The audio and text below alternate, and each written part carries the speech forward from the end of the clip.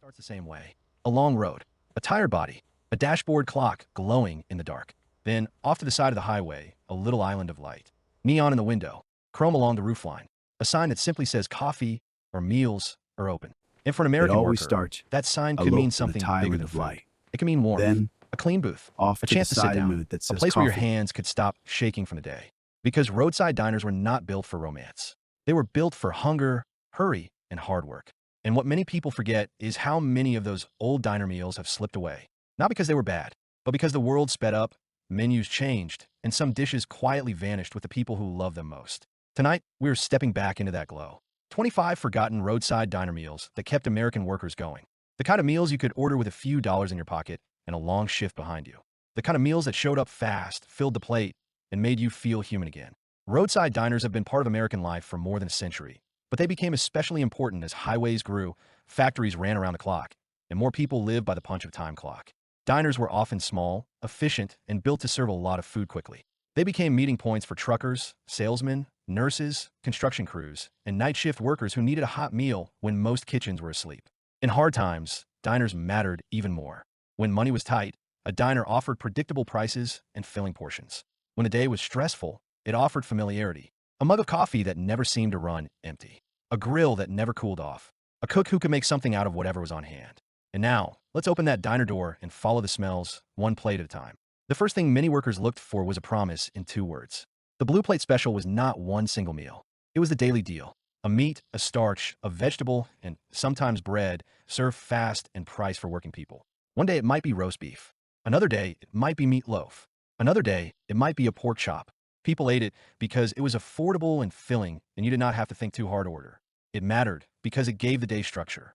The human detail is the chalkboard, updated in the morning, like the diner was keeping time for the town. And right beside the blue plate, there was a meal that workers ordered when they needed strength, not elegance. Cream chip beef on toast, often remembered by its nickname, was thin dried beef warmed in a white sauce made from fat, flour, and milk, then poured over toast. It was salty, heavy, and fast. People ate it because dried beef kept well and a little went far. It mattered during lean stretches because it put meat on the plate without the cost of steak. The human detail is the toast turning soft under the sauce, fork marks cutting through it like it was a serious dinner. From that creamy plate, the diner grill often slid into breakfast because breakfast never really ended in a good roadside place. Corned beef hash with eggs was a classic worker's meal. Chopped corned beef mixed with diced potatoes and onions, pressed onto the hot grill until crisp at the edges, then served with eggs on top. People ate it because it used leftovers and turned them into something craveable. It mattered because it was cheap calories with real staying power. The human detail is the sound of the spatula scraping the grill, lifting up that brown crust, because everyone knew that crust was where the flavor lived. If hash was comfort, another breakfast plate was the diner's quiet muscle. Beans and toast, sometimes with an egg, was simple but powerful. Baked beans warmed in a pot, served beside buttered toast, or poured right over it. It was especially common in diners that leaned on pantry staples. People ate it because beans were cheap and filling, and toast made the plate feel bigger. It mattered when paychecks were small because it stretched the meal without tasting like a compromise. The human detail is the thick sauce soaking into bread and the way nobody rushed that first bite because it felt steady. But what many people forget is that diners also serve meals that modern menus often avoid. Liver and onions was one of the most old-school diner suppers.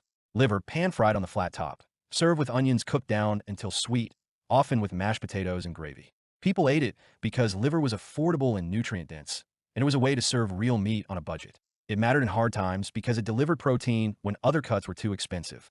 The human detail is the smell, strong and unmistakable, filling the diner and making some people sit down fast. From liver, a worker might lean into something a little gentler, but still hearty. Salisbury steak was diner comfort in a simple form. A seasoned ground beef patty browned on the grill, then covered in gravy, often served with mashed potatoes and a vegetable. People ate it because it tasted like a full meat dinner without the price of a steak. It mattered because ground beef could be stretched and served consistently day after day. The human detail is the gravy pooling on the plate and the way mashed potatoes were shaped like a little hill to hold it.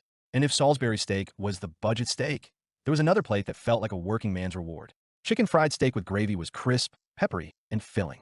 A tenderized cut of beef breaded and fried, then smothered in white gravy, served with potatoes and sometimes a biscuit. People ate it because it hit every comfort note at once, crunchy, creamy, salty, and hot. It mattered because it delivered a huge sense of fullness for the money. The human detail is the first cut through the crust, steam escaping as the gravy slides into the crack like it belongs there. From fried steak, the diner often moved to its most dependable centerpiece. Meatloaf dinner was a blue-collar classic. A thick slice of meatloaf made from ground meat, breadcrumbs, onion, and seasoning, baked in advance and served fast with gravy. People ate it because it was economical and familiar. It turned cheap ingredients into something that felt home-cooked. It mattered during tough weeks because it stretched meat and fed a lot of people. The human detail is the ketchup or tomato glaze, glossy on top, like the cook still cared about finishing touches. And what came next was even more comforting because it turned yesterday into today in the best possible way. Hot meatloaf sandwich was a fork and knife sandwich that ate like a full supper. A slice of meatloaf on bread, covered in gravy, often with mashed potatoes right on the plate. People ate it because it was filling and fast, and it used leftovers without feeling like leftovers. It mattered because diners lived on efficiency and thrift. The human detail is the bread soaking through, softening under hot gravy, until the sandwich becomes something you eat slowly, not quickly. For meatloaf, workers often ordered a meal that felt like Sunday dinner on a Tuesday night. Hot roast beef sandwich was simple and perfect. Slices of roast beef on bread, covered in brown gravy, served with mashed potatoes. People ate it because it tasted like a real carved meat meal, even if the portion was controlled. It mattered because roast could be cooked in bulk, then served all day, making it affordable. The human detail is the gravy ladle, moving in the same motion every time, like a quiet ritual that kept the diner running. Right beside roast beef on the menu was another open-faced classic. Hot turkey sandwich was a diner comfort plate that leaned on sliced turkey, bread, gravy, and usually a side of potatoes. Sometimes it used leftover turkey from earlier in the week. Sometimes it came from turkey cooked specifically for the line. People ate it because it felt lighter than beef, but still filling, and it brought that holiday comfort into an ordinary day. It mattered because it was an economical way to serve meat and gravy together. The human detail is the stuffing on the side in some diners, a little scoop that made the plate feel special. After those gravy plates, many diners offered something that smelled like the end of a long shift. Beef stew with biscuits was thick, hot, and built to satisfy. Beef simmered with potatoes, carrots, onions, and a rich broth, served with biscuits or bread. People ate it because stew turned tough cuts into tender bites, and it filled you without costing much. It mattered because a pot of stew could feed a lot of workers all day long. The human detail is the steam on the window near the booth, the kind you only see when the soup pot has been working for hours. And if stew was the slow comfort, another bowl arrived with a sharp, familiar kick. Chili with crackers was a diner staple, especially for night shift crowds. Ground meat or chopped beef simmered with beans in many versions, plus tomatoes and chili spices, served with crackers on the side. People ate it because it was warming and filling, and it could be stretched easily. It mattered during hard times because beans made the pot bigger and cheaper. The human detail is the crackers crumbling into the bowl by hand, turning the chili thicker with every stir. From chili, the diners sometimes offered a plate that made a little go a long way. Beans and Franks was baked beans warmed with sliced hot dogs, served as a fast meal that still filled the stomach. It was especially popular with workers who wanted something quick and dependable. People ate it because hot dogs were affordable and beans were cheap calories that satisfied. It mattered because it fed a lot of people without expensive ingredients. The human detail is the ketchup bottle and the mustard bottle sitting in the center of the table, ready like tools. Now we move to a sandwich that carried the smell of the grill all the way to the parking lot. Patty melt was a burger patty cooked on the flat top, placed between slices of grilled bread with melted cheese and usually onions cooked down until sweet. It was simple, but it felt like a real meal. People ate it because it was filling, and the melted cheese made it comforting. It mattered because it used inexpensive ingredients and came out fast. The human detail is the wax paper wrap, peeling back as steam escapes, and the bread glistening with butter. If patty melt was the warm, grilled sandwich, another classic was the working person's shortcut to a hot dinner. Tuna melt combined canned tuna, mixed with mayonnaise, sometimes chopped celery or onion, topped with cheese and grilled until bubbling. People ate it because canned tuna was cheap protein and shelf-stable, and the cheese made it feel rich. It mattered because diners could keep tuna on hand and serve it anytime. The human detail is the first bite when the tuna is hot, not cold, and the cheese stretches slightly before it breaks. After tuna melt, one of the most familiar meals in diner history slid across the counter in a quiet, humble way. Grilled cheese and tomato soup was the comfort plate for tired people. Bread, butter, a slice of cheese, grilled until crisp, paired with a bowl of tomato soup from a pot that stayed warm all day. People ate it because it was inexpensive, fast, and soothing. It mattered during tight weeks because it felt like a full meal without meat. The human detail is the soup spoon clinking the bowl and the grilled cheese cut into triangles, like someone still remembered how kids liked it. But what came next was even more old-fashioned, and in some diners it was served as a full plate, not just a side. Macaroni and cheese, diner style, was often baked in a pan and scooped hot, sometimes with a light crust on top. It used pasta, milk, a little cheese, and sometimes a bit of butter or margarine. People ate it because it was filling and gentle, and it came out fast. It mattered because dairy and pasta could replace meat on a budget. The human detail is the scoop mark in the pan, showing how many plates have already been served that day. For macaroni, some diners offer a plate that showed how far a little tomato could go. American goulash was a one-pot diner meal made from macaroni, tomatoes, onions, and ground beef when available. It was thick, red, and dependable.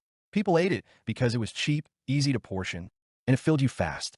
It mattered because it turned small amounts of meat into a meal for many people, which is exactly what working diners needed. The human detail is the big pot behind the counter, lid lifted just long enough to stir, then closed again to keep it hot. And if a diner leaned into Italian-American comfort, there was another plate that came out on heavy ceramic.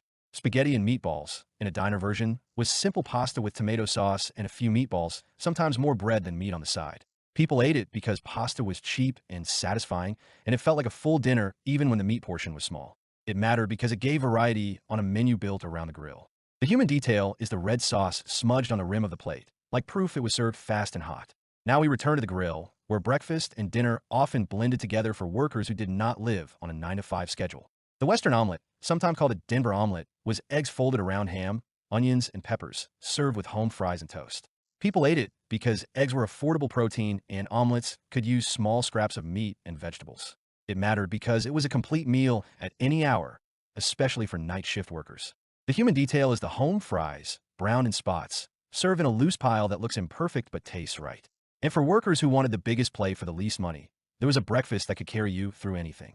Biscuits and gravy showed up in roadside diners across the country, especially where Southern cooking influenced the menu.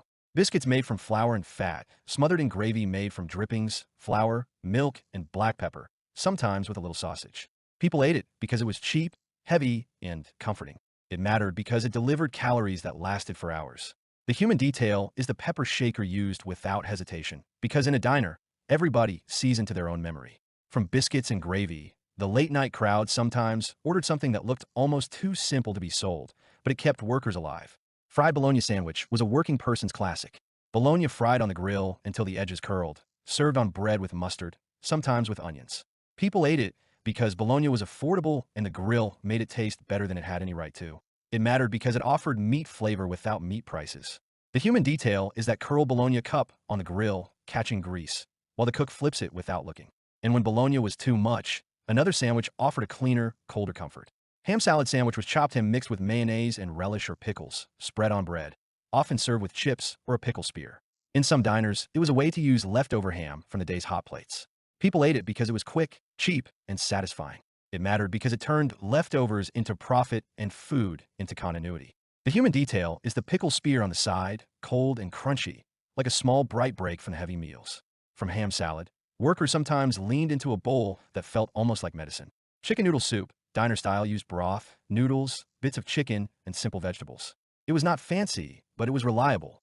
People ate it because a hot bowl could calm a stomach and warm a body, especially on rainy nights and long drives. It mattered because soup was cheap to make in bulk and could be served fast. The human detail is the soup steam fogging up a worker's glasses for a moment, like the bowl is forcing them to slow down. Now we step into a meal that might be the most forgotten of all, because it lived between lunch and dinner, and it solved a real problem. The plate lunch, with a meat in two, was a cousin to the blue plate special, but more personal.